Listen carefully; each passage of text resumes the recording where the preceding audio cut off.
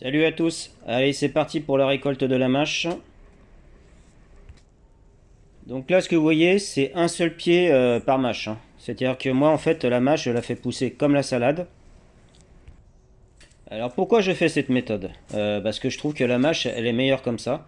Les feuilles sont beaucoup plus fermes car plus âgées. Et en plus c'est plus volumineux quoi, les mâches sont plus grosses. Il faut environ deux mâches par personne quoi. En plus si on la coupe pas trop à ras, elle repose derrière.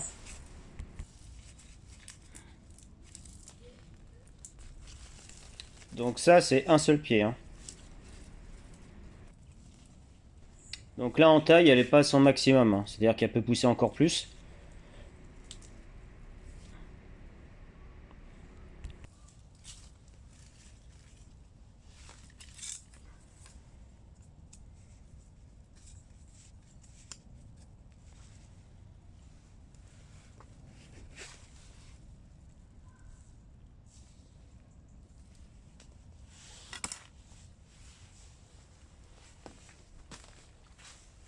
À côté donc on a les salades,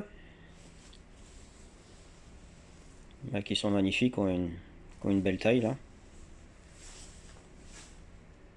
On a également donc les betteraves.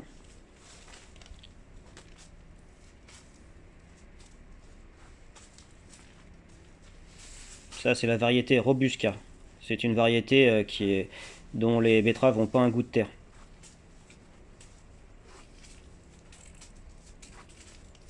C'est très rare chez les betteraves, hein. C'est la seule variété que j'ai trouvée comme ça. Donc le fenouil, alors lui malheureusement je l'ai encore semé trop tard cette année. Donc je l'ai semé fin juin alors que normalement j'aurais dû semer ça début juin, voire même peut-être mi-mai, pour que ça soit suffisamment gros à l'entrée de l'hiver. Et puis là c'était le reste de salade d'hiver que j'ai mangé. Alors quelques photos de l'évolution de la mâche. Donc l'écart entre la mâche est de 15 cm. Et elle est repiquée au départ par deux, au cas où elle soit bouffée par les limaces. Ça fait toujours une de secours. Et ensuite, après, une fois que ça commence à pousser, je finis par enlever l'autre et j'en garde plus qu'une seule. Donc en résumé, pour ceux qui voudraient faire ma méthode, donc en 1, vous prenez la variété vite, vous semez ça au 15 août en plaque alvéolée. Alors pourquoi en plaque alvéolée? D'abord pour éviter de se les faire bouffer par les limaces. Ensuite pour une meilleure levée et également pour éviter que ça se mélange aux mauvaises herbes quand ça lève. Donc deux précautions, donc on pense à mettre la plaque en hauteur à l'abri des limaces et également donc à la mi-ombre pour éviter que ça soit en permanence en plein soleil. Il faut aussi garder deux mâches par alvéole, hein. Donc en 3, au bout de 3 semaines, repique directement en pleine terre. Donc comme on a deux mâches par alvéole, c'est-à-dire que dans le même trou, donc on aura deux mâches. Mais ça en fait c'est pour les limaces. Comme il y en a deux, et s'il y en a une qui se fait bouffer, il en restera toujours une. Donc ça fait une de secours.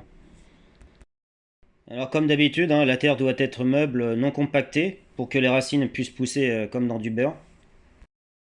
Alors le fait qu'il faille une terre soi-disant compacte pour la mâche et également aussi pour l'épinard, hein, ça c'est une légende, hein, puisque ma terre est sableuse et absolument meuble. Concernant l'arrosage, bon bah c'est comme pour tous les légumes, hein, il faut que la terre reste constamment humide, donc sans excès. Voilà, il suffit d'enfoncer le doigt et voir comment est la terre quoi.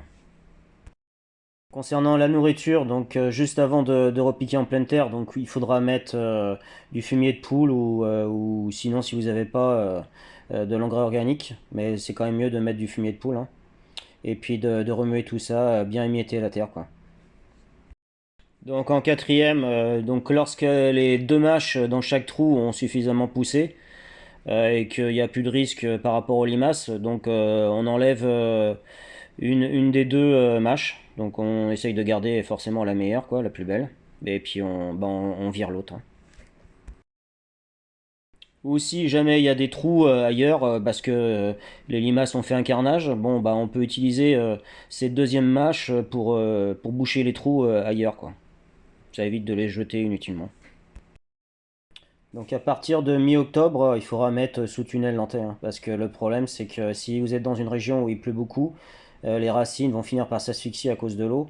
Donc voilà, il n'y a pas le choix, il faudra mettre un tunnel nantais.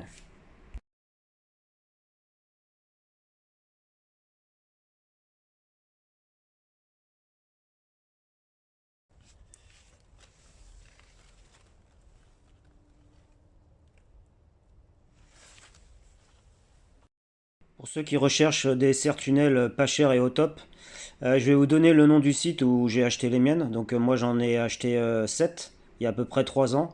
Et franchement, elles sont d'une qualité irréprochable. À part juste la bâche verte là qui est de la merde et qu'il faudra changer, enfin il faudra remplacer par une transparente dès le début. Par contre, l'armature, ce qui est le principal, là c'est d'une qualité irréprochable, hein. Ça rouille pas, ça se tord pas. C'est vraiment, pour ce prix-là, c'est impressionnant, hein. Moi, je peux que vous le conseiller, hein. Franchement, c'est pas un placement de produit parce que moi, je n'en ai rien à faire, hein. Mais c'est juste pour, voilà, pour vous faire profiter d'un bon plan, puisque moi, depuis le temps que je les ai maintenant, j'en suis entièrement content. Et en plus, franchement, à ce prix-là, on en trouve nulle part ailleurs, hein, quoi. Pour 200 euros, vous en avez une de 18 mètres carrés et 250 euros pour 24 mètres carrés. Donc c'est des prix imbattables. Au départ, j'étais sceptique, hein. Donc ce que j'ai fait, moi, c'est que j'en ai acheté une, je l'ai testée pendant une année, et quand j'ai vu que c'était d'une qualité irréprochable, du coup, après, j'en ai acheté 6 autres. Donc faut savoir aussi qu'en plus, à partir de 2, je crois que les frais de port sont gratuits, quoi. Donc c'est vraiment, franchement, honnêtement, moi j'avais cherché pendant des mois et des mois pour trouver les moins chers, et voilà, je pense qu'il y a pas moins cher en qualité-prix. Je sais même pas d'ailleurs comment ils font pour faire des marges importantes là-dessus, parce que les prix sont tellement bas. Mais bon, bien sûr, c'est du Made in China, ça forcément. Enfin, le principal, c'est que ça soit au top, quoi. Voilà, faites comme moi, hein, testez-en une, et puis vous verrez par la suite, quoi.